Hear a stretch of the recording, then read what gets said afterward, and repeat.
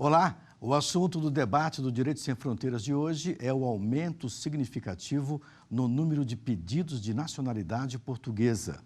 Uma alteração na legislação de Portugal foi a responsável pelo fenômeno. E mais da metade destes pedidos foram feitos por brasileiros. Veja na reportagem. Um verdadeiro boom no número de pedidos para ser cidadão em Portugal.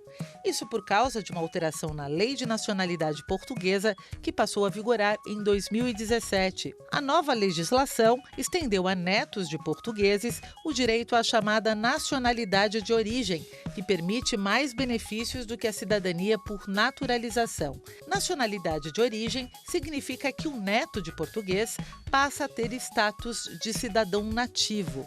A quantidade de pedidos de cidadania aumentou 3.794% em 2 anos, passando de 163 em 2016 para 6.348 em 2018.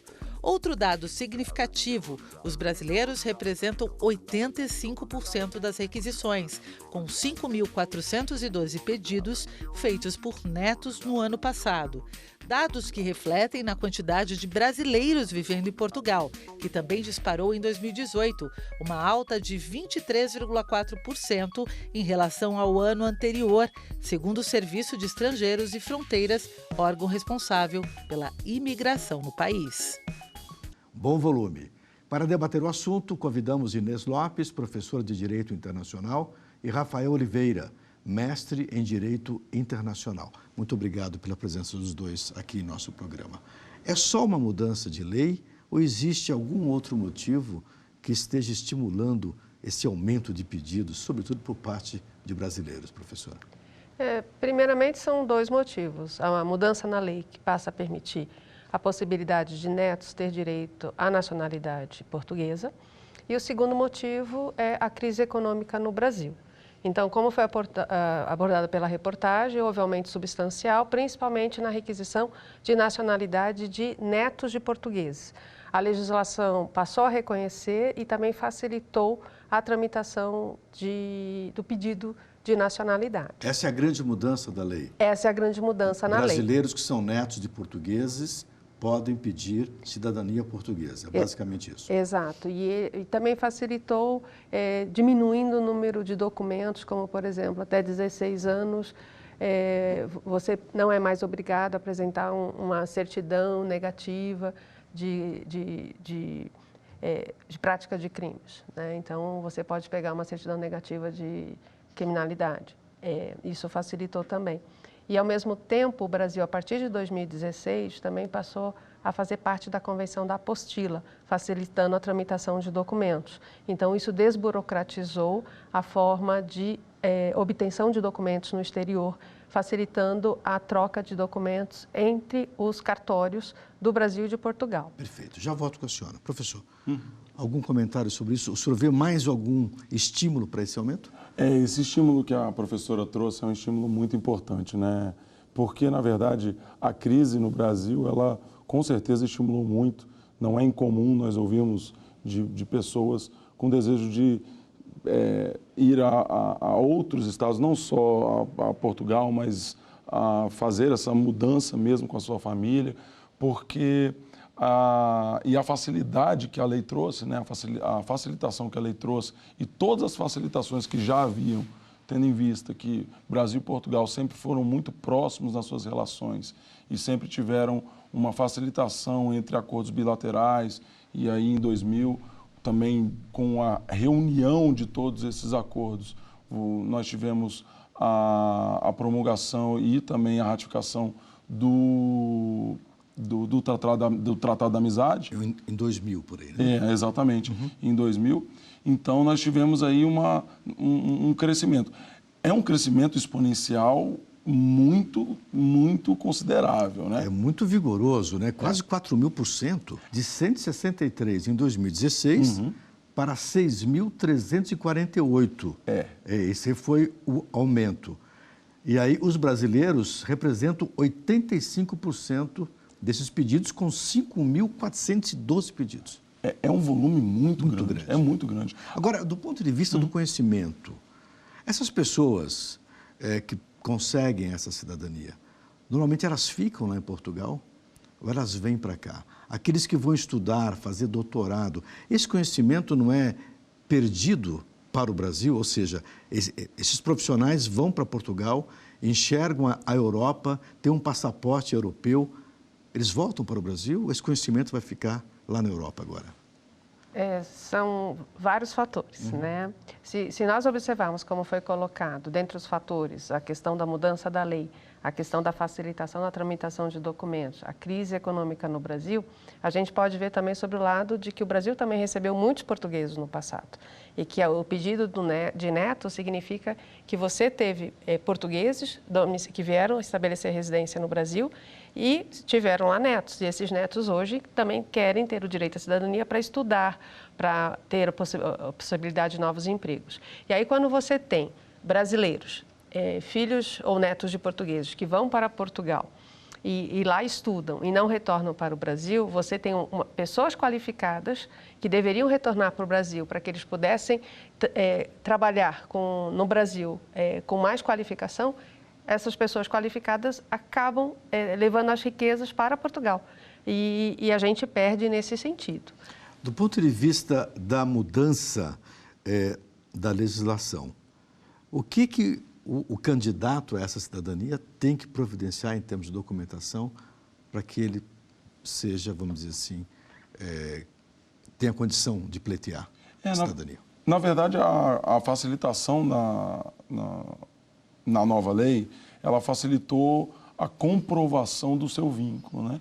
Então, há uma facilidade hoje muito mais fácil do que na antiga forma. A antiga forma, ela exigia alguns documentos mais específicos para que você pudesse comprovar toda a vinculação. Eu vou fazer um comparativo, principalmente que eu, salvo engano, salvo melhor juízo, eu acredito que são as duas principais colônias por conta da facilidade da legislação em relação à dupla cidadania, que é Portugal e Itália, né? Então, você tem, hoje, dentro da legislação italiana, você tem uma dificuldade muito maior de se adquirir a dupla nacionalidade, porque a exigência de comprovação, ela passa, como a professora falou, ela passa necessariamente por toda aquela a providência de você requerer ir no cartório, requerer o vínculo, requerer certidões de nascimento do seu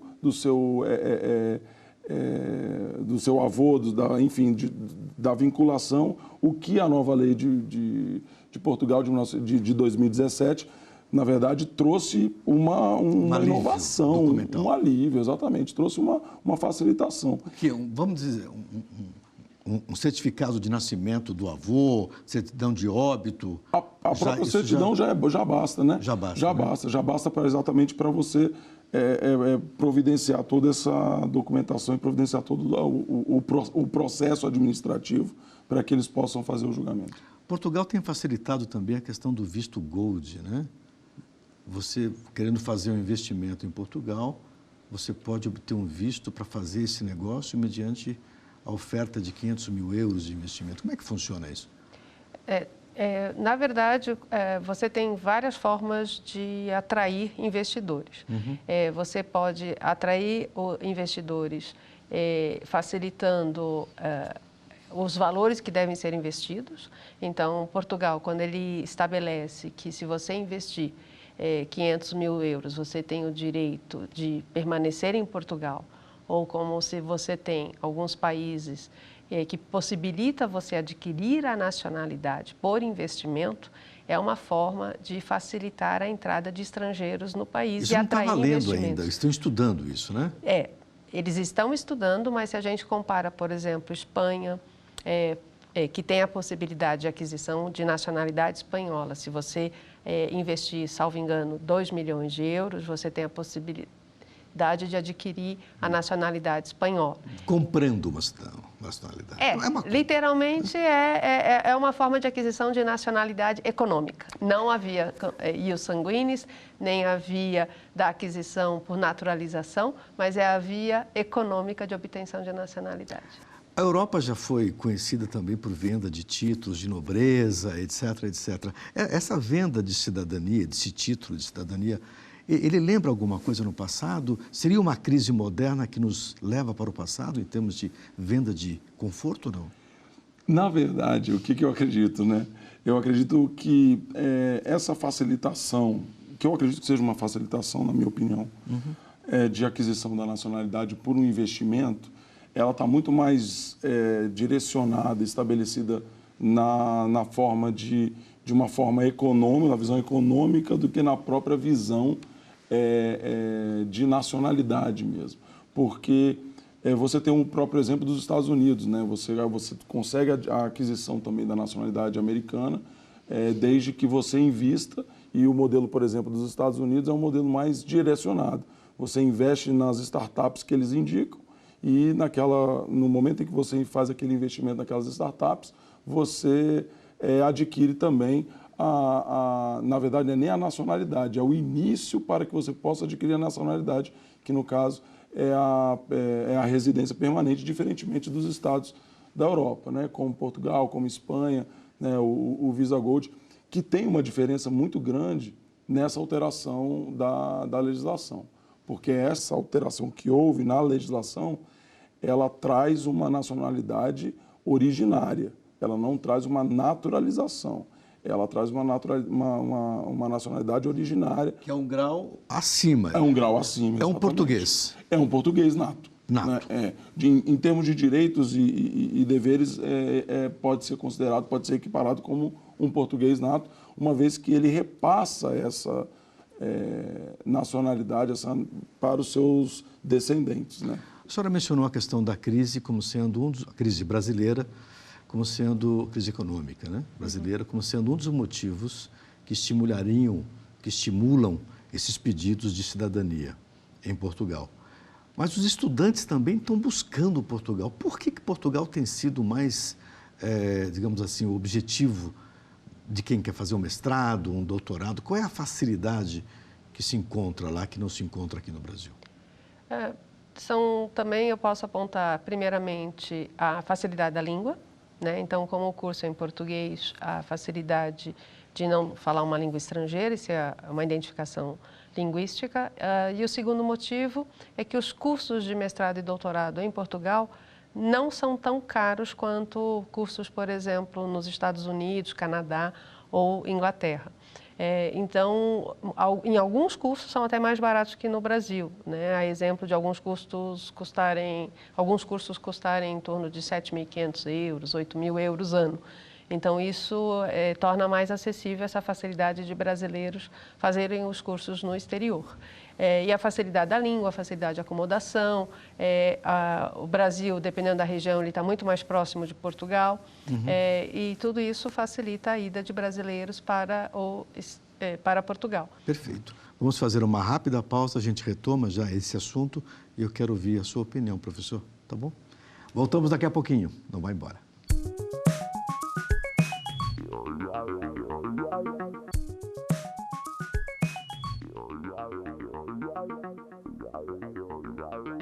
O Direito Sem Fronteiras está de volta e hoje estamos falando sobre o aumento do número de pedidos de cidadania portuguesa.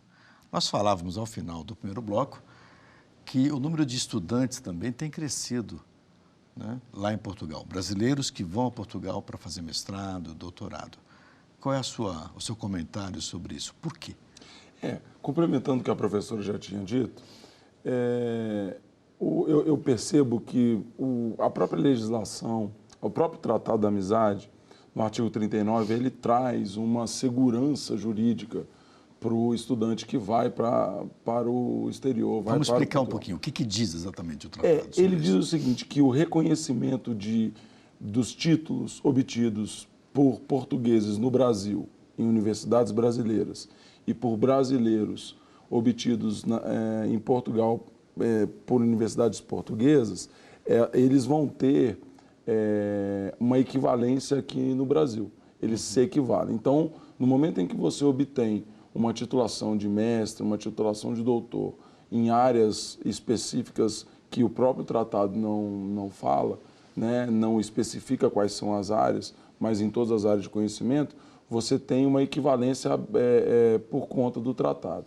É claro que a gente entende que como havíamos discutido, é que, infelizmente, a força de trabalho, por conta da facilitação que nós temos hoje dentro da União Europeia, dentro de Portugal, em que você tem um mercado de trabalho aquecido, principalmente depois de 2015, mais ou menos para cá, em que você tem um reaquecimento da economia portuguesa, você tem um reestabelecimento da União Europeia. É muito difícil que o estudante que obtém um título como esse, ele vá ficar fora do mercado de trabalho. Lá Lá em Portugal. Eu vou fazer uma outra pergunta para estimular esse tema que eu acho interessante. A Europa vive ali um momento de uma certa agonia, até, com mão de obra, com imigração, com a direita xenófoba, muito comentário contra imigrantes estrangeiros. Em Portugal, houve lá na Universidade de Coimbra, recentemente, um manifesto contra brasileiros, os brazucas, a senhora se lembra disso, né? Eu queria perguntar o seguinte, como que Portugal, qual é o segredo de Portugal na Europa? Portugal que não tem um pátio industrial tão grande, é um país pequeno, fala uma língua que só ele fala na Europa. Qual é o segredo dessa economia portuguesa apresentar esse crescimento e ser tão atraente? Portugal foi um dos últimos países a entrar na Comunidade Econômica Europeia. Depois nós tivemos aí um crescimento da União Europeia com aproximadamente hoje 27, 28 países. O que aconteceu? Há todo um trabalho e estratégia que é feito pela União Europeia para promover o crescimento do bloco. E Portugal acabou crescendo pelo benefício que a própria União Europeia trouxe para Portugal. Né? Porque o objetivo da União Europeia é o fortalecimento do bloco e não de um país. Então, Portugal acabou sabendo tomar as decisões políticas necessárias para esse crescimento. Por outro lado, houve também uma mudança substancial em Portugal, em que promoveu um desenvolvimento econômico e social com maior distribuição de renda. E a crítica aos brasileiros recentemente em Portugal é justamente para manter o welfare state que eles criaram em Portugal.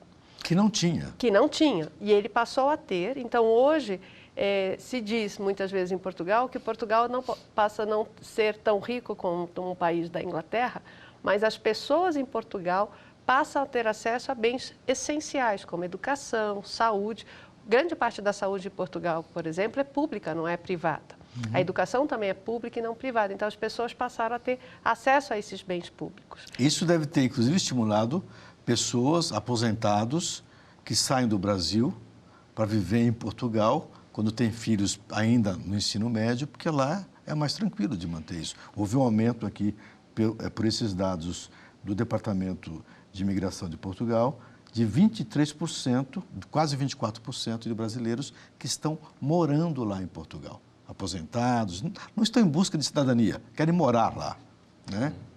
Sim. E acabam conseguindo. Você tem essa questão também, que é diferente do Brasil, a violência também estimula as pessoas a irem para países em que o índice de violência é baixo, e Portugal está dentro desse circuito, e sem contar outros tratados também que permitem que você tenha direitos previdenciários exercidos em outro país, caso você tenha esse acordo de reciprocidade entre os países. Então, isso facilita. E aí, se você tem a dupla cidadania, facilita que você possa exercer certos direitos no país, também aproveitando o tempo de contribuição realizado no Brasil. E isso facilita.